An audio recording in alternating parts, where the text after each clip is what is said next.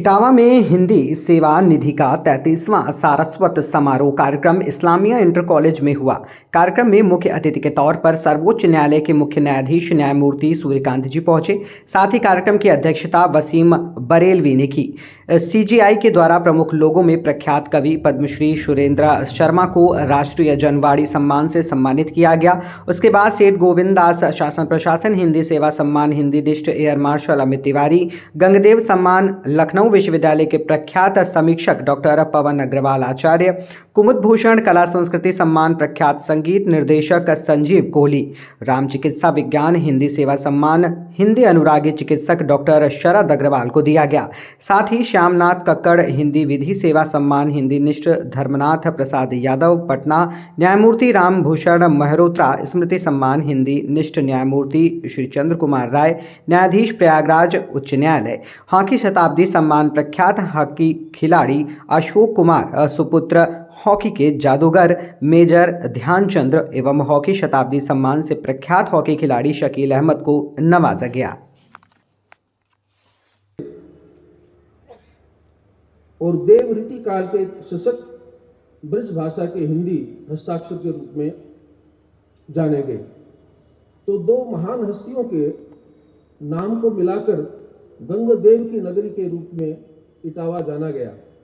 तो स्वाभाविक है कि इटावा की मिट्टी में, इटावा की हवा में, इटावा की पृष्ठभूमि में साहित्य, संगीत, रचना, कला सब कुछ जुड़े हुए हैं। इसलिए इटावा में ये कोई छोटी बात नहीं, ये अपने आप में कि इटावा एक संस्कृति की राजधानी के रूप में उभर कर आता है। और इटावा वासी इस यज्ञ में, इस आंदोलन में, इस संकल्प में आप सब आगे बढ़े और देश के बाकी जागरूक भाई और बहन आपसे इसमें जुड़े और आपके सहयोग में आपके साथ आए। मैं ऐसी कामना सभी से आपके लिए करूंगा। कानून की परीक्षा, कानून की प्रैक्टिस और न्यायाधीश बनने के साथ साहित्य से थोड़ा सा जुड़ाव कम हो जाता है। अदालती माहौल ऐसा है कि कोर्ट्स में काम बहुत ज्यादा होता है। तो अक्सर जो लोग कविता से, साहित्य से जुड़े हुए हैं, जब वो वकालत में आते हैं या फिर जज बन जाते हैं तो कुछ न कुछ दूरी साहित्य और कला के साथ उनकी हो जाती है। मैं पूरे मन से इस प्रयास के बावजूद कि मैं जुड़ा रहूं और ऐसी गतिविधियों में जब भी मौका मिले तो मैं हिस्सा लेता रहूं, इसके बावजूद भी मुझे लगता है कि मैं जो पारिवारिक मेरा जिम्मेवारी साहित्य या हिंदी भाषा या संस्कृत भाषा के लिए थी, शायद मैं उसका अभी तक पूरा नहीं निभा पाया। और जब मुझे आज का ये निमंत्रण भाई पंकज मित्तर ने दिया तो मुझे लगा कि ये अवसर है कि मैं अपनी जिम्मेवारियों को दोबारा से जानूं और जितना मैं प्रयास कर सकता हूं करूं। आदरणीय प्रदीप जी ने मेरे दादाजी के बारे में, मेरे पिताजी के बारे में थोड़ा सा विवरण किया।